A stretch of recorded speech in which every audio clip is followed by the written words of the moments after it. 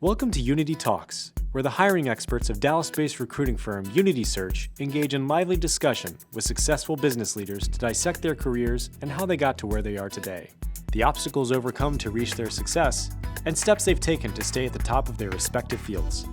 So listen in as we provide you with the thought-provoking conversation and ideas that keep industries moving forward.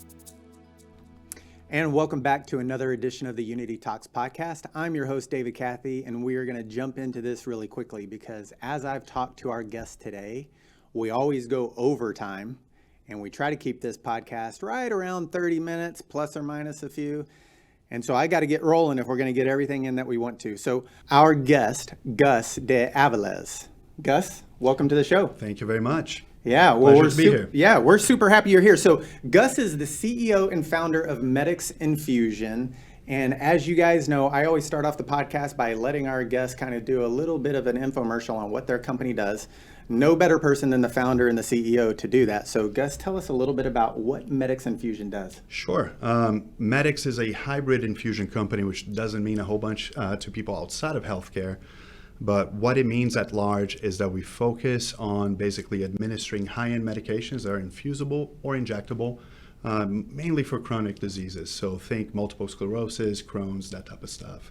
And our main goal is to create access for patients in rural, underserved markets, areas where everybody else has overlooked. Mm-hmm. And if we can do well there, then we can do well anywhere. So you have multiple locations all around Texas? We do. So we operate across 5 states today, Texas, okay. Missouri, Kansas, Arizona, and Oregon. Probably about 7 more states in the pipeline for this year and next year. My staff's going to be so excited about it. It's going to be a lot of work, but it's a lot of fun, and it's very rewarding as well. So it's been an interesting part of my journey, for sure. Well, I love it that you overlooked underserved communities. I love that aspect. It just reminds me, just a few days ago, I was talking to one of the finance executives at Jefferson Dental Clinics, which also focuses in those exact areas. And I love companies that have a spotlight on that. That may not be their only customer, but there's definitely a spotlight because so often those communities don't get any light. Well, I think purpose-driven organizations mean something.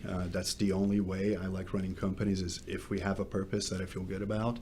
And I think most of our employees get behind that, and I think it gives you a boost, right? Mm-hmm. Your employees' performance a little bit higher, everybody's a little bit more committed, as opposed to let's just go do it and make some money. Exactly. Yeah, I love that.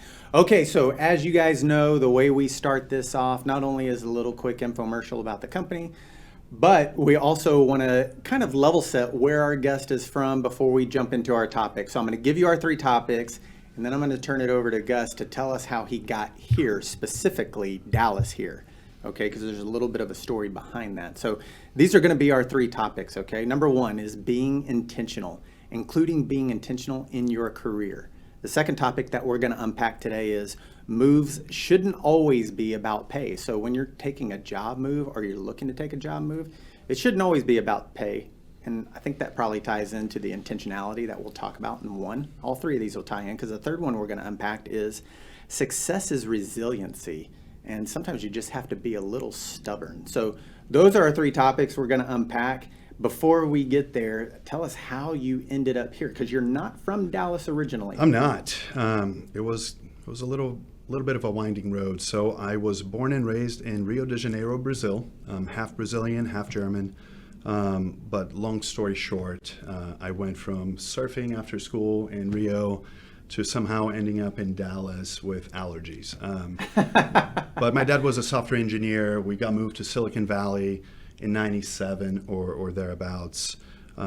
Spent a couple years in California, and his company became Computer Associates, and they got relocated again to Plano. Back then they were moving headquarters to Plano, and just followed along. Ended up here in Texas. I thought I was going to go do sports medicine. In my dumb young mind, there were no sports medicine programs in any college or universities in Texas. So I thought the next move was to be in theater and film. And somehow I started going down that path. Eventually ended up in accounting.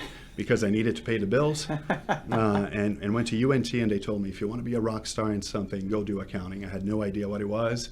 Said, let's go, and the rest, as they say, it's history. So you made moving from California popular to Texas, California to Texas popular before it I'm became so sorry, popular. everybody. I'm so sorry. I love that. And I'm giggling inside about the thought of going from sports medicine to theater, then all the way back to the polar opposite end in accounting. Yeah, so somehow I decided that I didn't like people and I wanted to be in accounting doing spreadsheets all the time. But listen, it's part of the intentionality thing that we're going to talk about.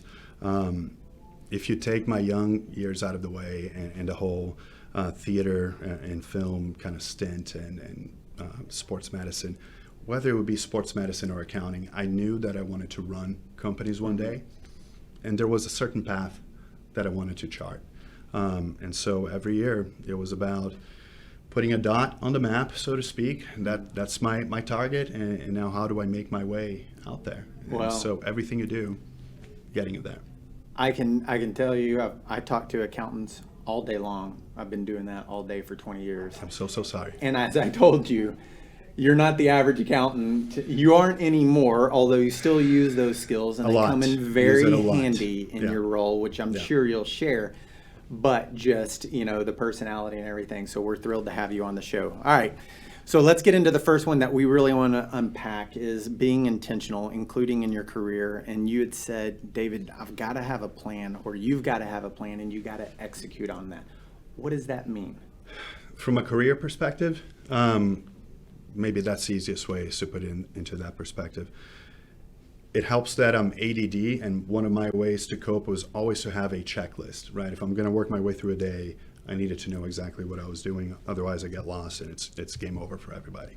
But for my career specifically, I was fortunate. I had a good mentor early in my career that told me, if you want to get somewhere, you need to know what your end game is going to be for your career, given that may change every year, but that I should come up with what my target was and start charting a path for myself, right, and draft that down.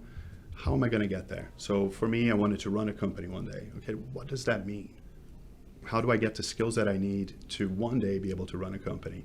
And what he also told me that I thought was great is that you should reassess that goal every year, because that's going to change based on your personal circumstances and how well or not you did in certain portions of your career. For instance, maybe I would have been a terrible accountant and the finance skills weren't in me, and maybe I should consider something where I would never have to rely on those skills, right? So every year I made it a point to, here's where I want to be, here's my goal for the end of the year, and what are the things that I need to accomplish this year to get to the next step so I can keep building on that. So when I got into accounting, I said, okay, how do I use accounting as a stepping stool to take me to the next step and the next step, and eventually have enough of the skills needed to be able to run a company, right, and do my own thing. So how old were you? Was this in college? Was this? So this was someone I met in college. Okay. I was fortunate enough to do an internship at Grant Thornton. I ended up going to work with them. I've actually had several great mentors from Grant Thornton, and then later in my career as well. But in my internship, one of the people that were basically supervising me in some of the engagements that you do as an intern, they just pulled me aside when I asked, okay, how did you get to the step that you're in? And said, listen, this is how I did it. And it just resonated with me. I don't know if it was because of my ADD, right? And I was already used to doing little checklists for myself every day, but it just made sense, right? And how can you get somewhere if you don't have a plan, right? You can't just drive across the nation and be efficient about it if you haven't charted your route. Well, nowadays we use Apple Maps and all the other stuff, but that was the concept, and it just made sense to me. So I took it to heart, and I think it just helped me. Yeah, I think that's such wise guidance. I was curious about when you got that, because it doesn't matter how old you are, you can start implementing that today. Absolutely. Now, that doesn't mean I didn't make a bunch of mistakes along the way. I am not smart enough to learn from other people's mistakes, so I have to make my own. But there's some things that you start, gathering along the way that help you, and that was one of them. I had to fine tune it, right? I thought you could jump from staff accountant to doing something else pretty quickly, and not understanding that the skills that you need along the way take a little bit longer to develop. And for me, they take longer than most. Listen, I wasn't the smartest guy in public accounting that could come in and debits and credits and all the rules made sense. I always worked harder than everybody else. I like to think I was pretty dang good, but it just wasn't for me, right? It was kind of a step in the path that I had carved for myself, that I had planned for myself.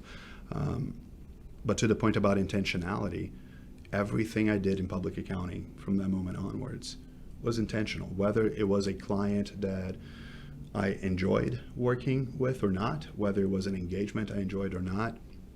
What am I going to do with this one to give me more skills that will serve me as I keep going and eventually, hopefully, had a chance to run a company.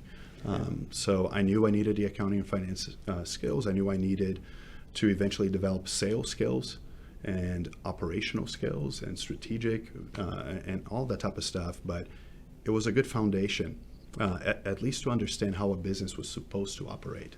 And I think that was a great thing about public accounting, right? You get to see so much in such a compressed period of time, and through all your clients, you see the good and bad, right? So you have a chance, if you're intentional about it, to jot down the things to do and not to do as you keep progressing. So, well, when I think about that intent, first off, I love the way you actually already unveiled some steps that people, earlier you said a dot on the map, and then you used the word charting your path. And so you're already unveiling some steps that it was literally writing out, this is what I want to accomplish this year. And I'm assuming that at the end of the year, you have what you wrote, you stored it somewhere, and then you would go back and you go, okay, this is what my plan was. Did I hit it? Where did I miss? What can I? And that sets the stage for the next one. And that's just and you can do that every day, right? So I didn't realize it, but I was doing that already daily with Post-it notes or whatever it may be for my to-do list for the day. This is what I need to be doing, and this is what I need to accomplish by the end of the day. Did I get there or not? And at the end of the day, taking an inventory about it. So once I started practicing more that advice about how do you chart your goal for the year, be intentional about everything you do. If it doesn't build towards that goal, don't do it. It's a waste of your time, right? It's the same thing when you're running a company, incidentally. We got to be intentional about the things that we do in the company. So for Medix, any of the revenue streams that we think about delving into, any of the states that we consider going into, either they're additive in helping us get to our end goal, or they're a waste of time and we shouldn't do it, right? And it just works. But I think there's some power into visualizing things, right? For me, I have to write them down. I have to see them. For some people, they can be just audible and be fine. But being able to go back to it at the end of the year, at the end of the quarter, and say, okay, well, hold on, this is what I wanted to do. What am I doing? You get lost in the moment, right? When you're growing through your career, you're so in the weeds, and it's easy to lose focus. And you're no longer intentional. You're just waking up every day, especially in public accounting, and going, oh my God, I'm going to go to the grind again, and I got to go get these work papers done so I can go to the next engagement. And the same thing happens in industry, right? So having something to look back to and say, okay, let me reevaluate what I did today and what I'm doing. Does it help? Are there lessons here that I'm not paying attention to because I'm too in the weeds and I'm no longer intentional? So that's how I look at it. Yeah, no, I think that's great. It reminds me, there's a journal that it's a line a day journal, and it has 5 years for one day. So you can look back on the previous 5 years of what you wrote on January 1st, January 2nd, January 3rd. And so I've got to believe, whether it's you're making these daily, weekly, like you said, you could, whatever time frame you want to do it on. Did you have I can see what mine was, when I was a junior at UNT and when I was a third year at Grant Thornton? Weirdly enough, I have some. We just moved homes not too long ago, and a lot of my old boxes of stuff were there, and a lot of my notes were there, and it's fun going back and going, oh yeah, that's what I aim to do. I did it. Great. Oh, I forgot to do this. Yeah.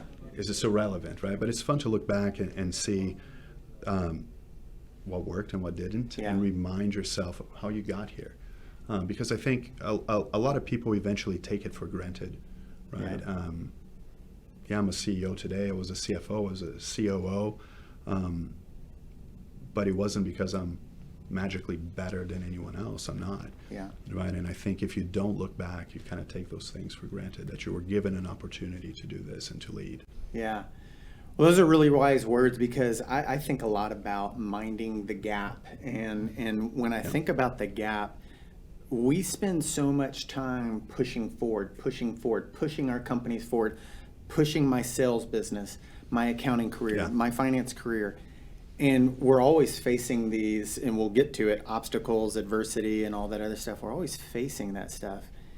Sometimes we need to turn back and look at the gap of where we started and how far we've come. Yeah, and for sure. You know, we got to recognize that. We got to give ourselves a pat on the back. Like, we don't look at that gap often enough, because it's just onward soldiers. Absolutely. And it's true when you're leading a company or a team or anything else, right? The tendency is you're focusing on the things you're not doing well.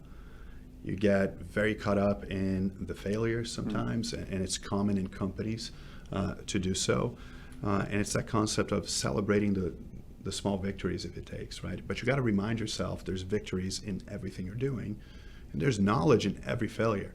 I learned the most out of my failures, out of the tough engagements in public accounting, out of the terrible private equity experiences, and it makes your ability to navigate the good times better too, right? So I can perform better for my current investors because I went through some that weren't so great. Yeah. You know, and you learn how to deal with the dynamics, but also be accountable. What is your part in it? Yeah. And then you go back to your map and say, okay, what am I doing, to your point, to mind the gap and also fill in the skills that are missing to get there. So again, you have to be intentional about it. You don't do it haphazardly. Yep. You don't wake up one day and accidentally, chart a course to be a CEO or to start a nonprofit or whatever it may be. And so I think every day waking up and realizing I got to come up with a plan. What is my plan for today? What is my plan for the month? As a CEO, a lot of the times what I'm doing is, what is the plan for the next year, 3 years, 5 years, 10 years? What is the evolution that I need to chart for the company? And now how do you bring it back into the everyday life and make sure that the things that we're doing today are leading you there, right? And I think for the career, it was the same thing. Yeah. So accounting was a means to an end. Public accounting especially, it's one of the best learning grounds that I've ever found. And I think you see that today too there's a batch of CEOs coming into the market that have, CPA and public accounting backgrounds, and I think that's great. Yeah. So here's what's interesting. You alluded to this. You said, you started your career in accounting, but you knew if I wanted to run a company, which you did, you knew that one day. Yeah. I had to get sales, I had to get marketing, I had to get some of these other things. Yeah. So how did you intentionally pursue sales and marketing and some of these other skill sets that weren't inbred in you when you were at UNT or at Grant? Well, I think number one, there's skills that all of us have that we're innately good at, and some that we're not, right? So part of it, I wanted to focus on the things that I wasn't good at. Accounting wasn't a natural thing for me, so it was a natural thing in my mind to focus on first and make sure that I can knock that out and get the basics. But it was from my internship days already at Grant. I was focusing on going out there and finding new clients. Somehow I convinced a energy trading company at that point that they needed to get audits by Grant for some reason. Really? And so, I think it's never too early or too late to do one thing, but it was intentional, right? On my spare time, I was out networking, not just calling it a day and going drinking with my buddies. And I was practicing a pitch. It sounds dumb, but it's that role-playing thing. And so eventually I knew that once I was far enough in accounting and I got how to analyze financials and be able to get P&Ls and performance in front of me and identify the issues right away, that I was ready to do something else. So in my head, I needed to go from finance to ops. In ops, it would give me a little bit of a chance to work more on sales, but also to understand the other side of the business. And if I got good enough at that and I could prove to myself that I could lead and manage, then I'll try my hand at hopefully being a CEO one day. And it just worked out. I was lucky that it did. I think there's always a component of luck, but it's also the resiliency part, right? Because there was a ton of failures along the way and a lot of moments that make you think, should I keep going or not? And you got to be stubborn enough to just keep pushing through. You know, something you said just reminded me of the story of J.J. Redick and Kobe Bryant. And J.J. Redick was coming into professional basketball from Duke University. And everybody knows Mamba mentality, Kobe Bryant, you know, how crazy, 3 a.m. in the morning and I'm going crazy in the gym.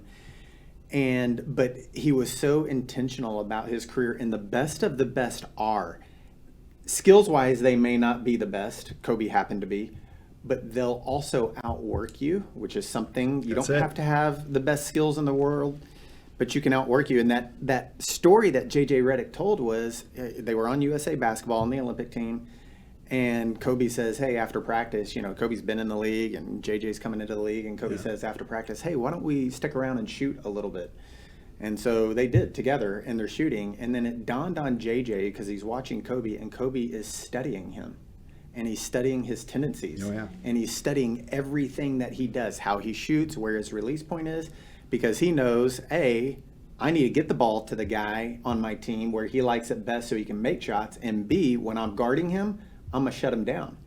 And it was just that intentionality of just doing the extra work. You talked about somehow I convinced, a client that was in trading that they needed to be audited, and and it's just going that extra mile. I didn't go out and party with the guys at Grant all the time, maybe a few times, but for the most part, I was doing something else with that intentionality to lead me on that path.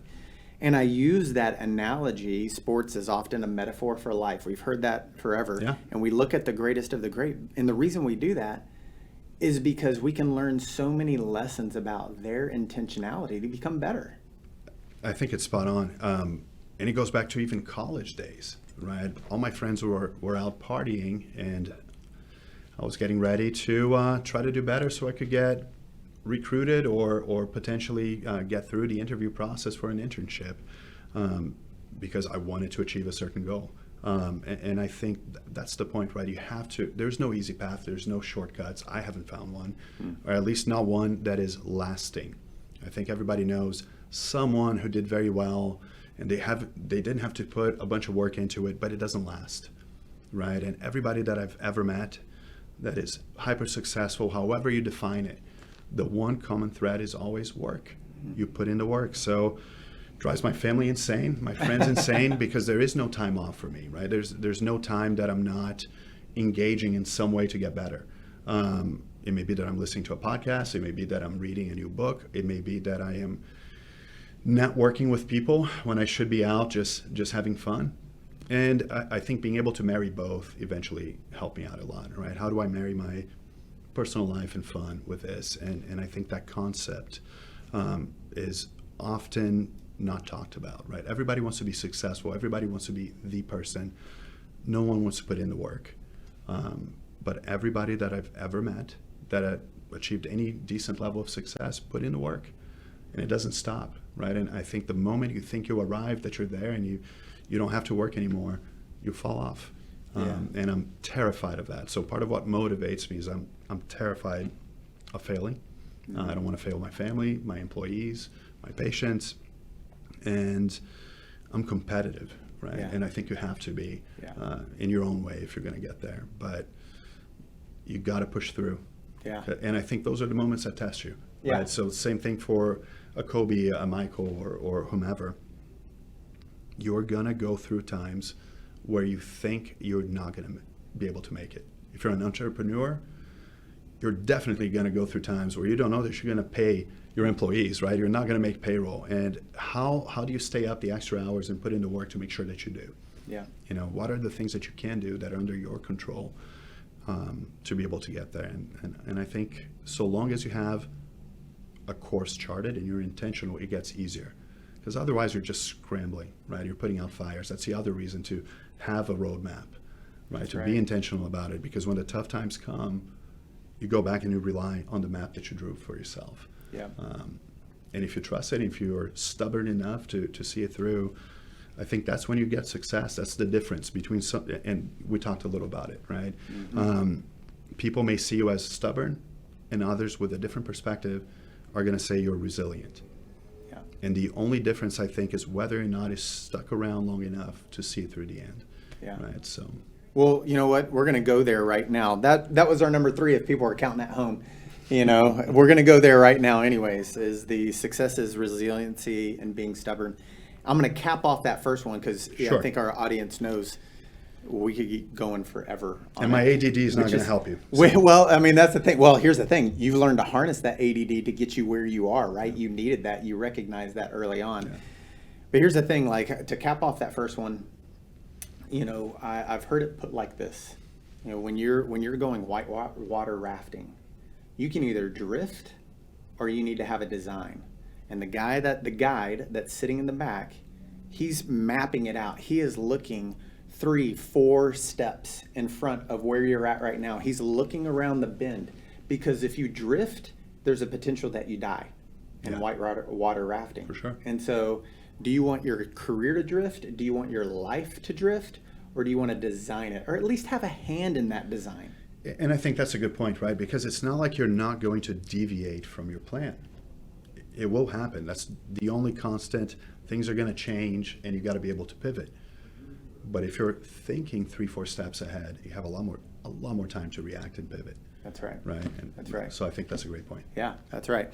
Okay, so we're going to jump right to it. Success is resiliency and being stubborn because we've already bumped up against that time. That's how fast it's gone here. So crazy. We want to go to that third one.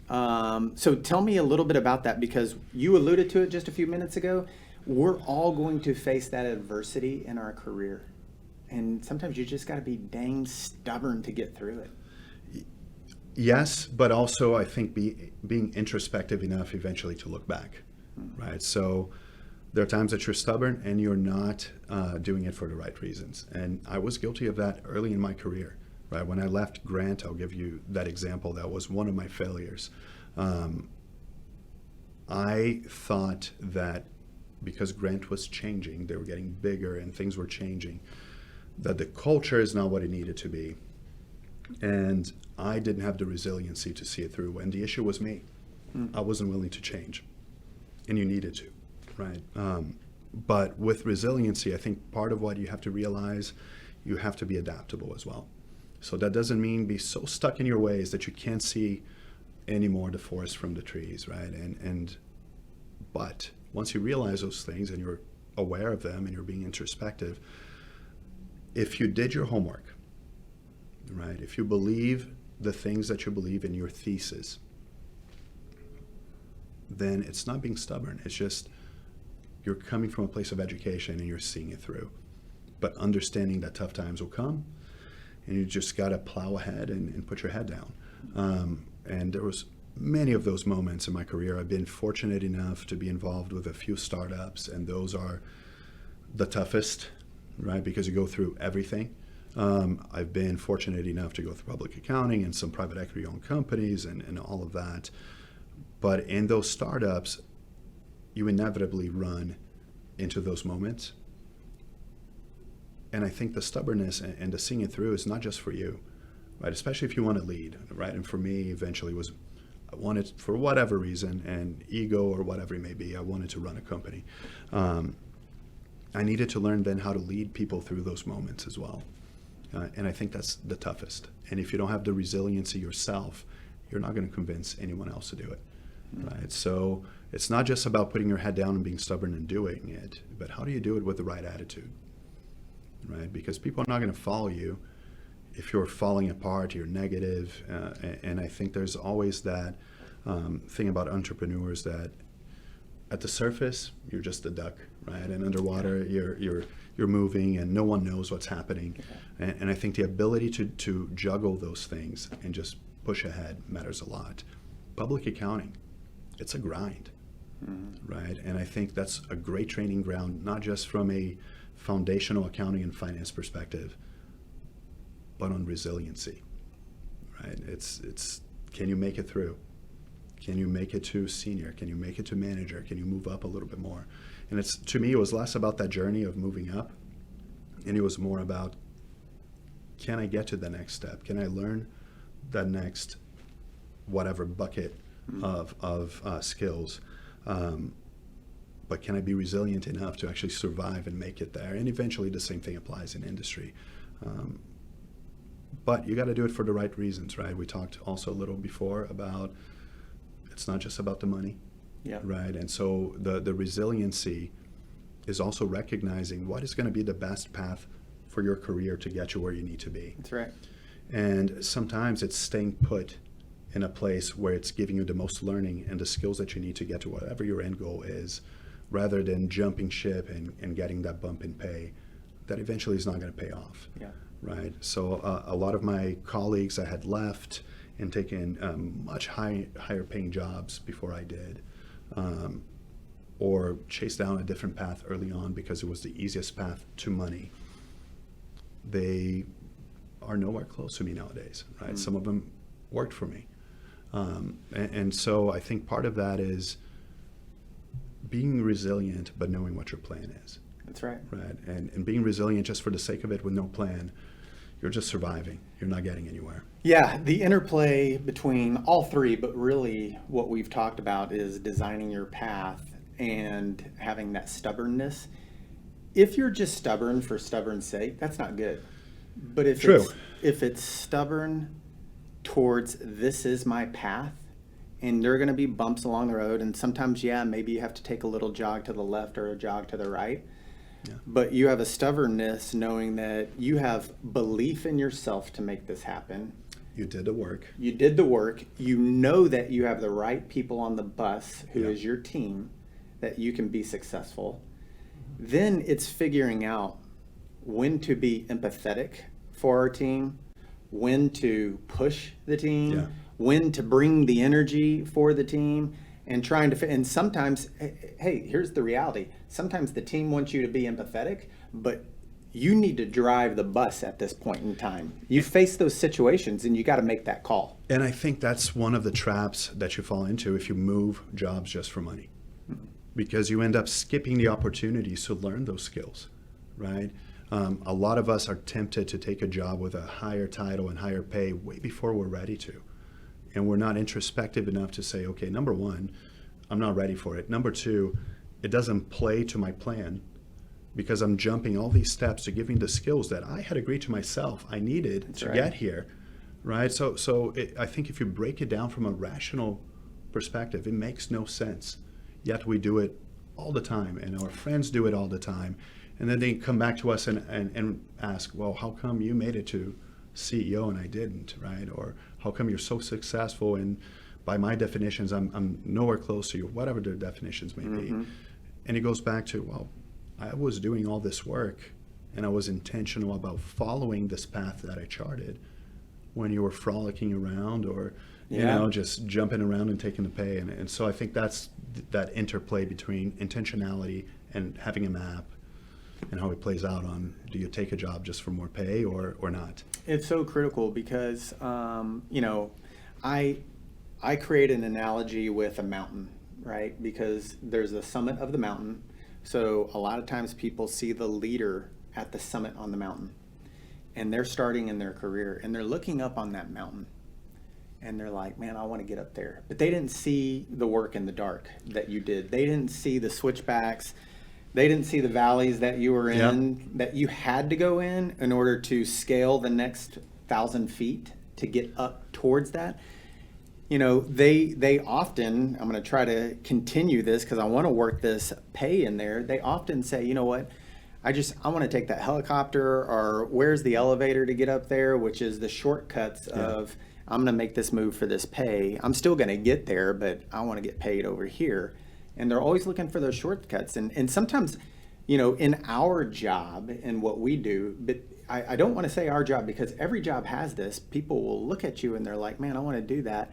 You know, it's easier for Gus to make this decision on the finances of an organization, but they don't see all the times that you failed and got the wrong decision. They just think that you keep getting it right and they want that, and it's like as if it's magical, and it's not. Well, it goes into other topics that maybe you're going to discuss in other podcasts, but it comes down to what does it say about us as leaders in companies nowadays in coaching or lack thereof? Because a lot of this is us not pouring into our people and coaching them on the lessons that we learned, right? Because we can't pull the curtain back and let them see it. But most don't want to do it, right? I try to be different at Medix, and I think a lot of our people do differently at Medix. But again, it's an intentional thing. And I think the other side of that, aside from, okay, there's coaching here that we're talking about. Maybe we just do people a disservice. But do we even know how to chart a course, right? Like, I wonder how much of this comes from the foundation that we don't have, right? Are we learning the things that we need to learn nowadays in business school and through our internships in the early stages in our careers to set up our peers correctly? But to your point, a lot of people will look at you and say, hey, I want that. We all were guilty of that at some point, because part of that is maturity, right? Time in the saddle. Exactly. Yeah, just being there, going through it. So, but again, if someone taught me early on to be intentional, if someone taught some of my peers and employees early on to be intentional, and this is how you can at least safeguard yourself from some of those decisions, I think it would help a lot more professionals out there. Gus, I'm gonna tell our guy here that we need like an hour and a half more. No, we're not. We got to like cut it off at some point in time. Yes. So, all right. So last thing, we're gonna end on this. Okay. And you've given some great ones along the way that I'm like, well, we should do this. So someone wants to start tomorrow to be intentional, whether it's one of these three topics, or maybe it's not even these three topics. It's, hey, if I had to start over tomorrow, this is what I can tactically, practically do tomorrow to get my career back on the track that I need it on. Honestly, I think I would go back to charting your course. What is your goal? Where do you want to be 10 years from now? At the end of your career, whatever it may be. What are the steps I need to get there without a chronology necessarily in place? And then you work yourself into, okay, what can I do today in the job that I'm in the next job that I'm going to take? What are the skills that I need to get here? And sometimes your goal may be as simple as, I want to make sure I have a stable enough job where it's safe, secure, and I provide for my family, which is perfectly fine. I would still chart a course because I would want to know what are the skill sets and the needs that I have versus the needs of my employers, so I can be valuable enough long-term to where my job is going to be safe, right? What are the things I got to do to safeguard my position? So you can think about it as a career path or whatever end goal may be, but to me starts with charting a path, having your checklist, whatever it may be, so long as it's intentional, and that drives that, right? I think the exercise will get you to intentionality. So. Wow, that is so good. I don't know about that. It is so good, and I'm not going to touch that. That's what I would have selected out of the things that we talked about. Is I love that charting your path and the intentionality. Where do I want to be in 5, 10 years, next year, and just writing that down. And you said something, you glossed over it quickly. I want to go back to it. I've always heard, and I think I heard this on the Huberman Labs podcast, that there's something about you seeing your goals written in your own handwriting that resonates better with people, humans, than just texting yourself or typing it into a computer. Something about seeing your own handwriting with your own stated goals. So I love that. I think that is where we should end. And to our audience, thank you so much for joining us week after week on our podcast. And to Gus, man, thank you so much. Thank you. I really appreciate your time today. It's been fun. Thank you. To our audience, until next time, we'll see you down the line. If you're looking for the next step in your career or the missing piece for your team, Unity Search has you covered. Whether it's finance and accounting, tax services, information technology, or human resources, Unity Search is here for you with experienced and dedicated hiring professionals. Reach out today and take the next step. Unity Search, placing you first.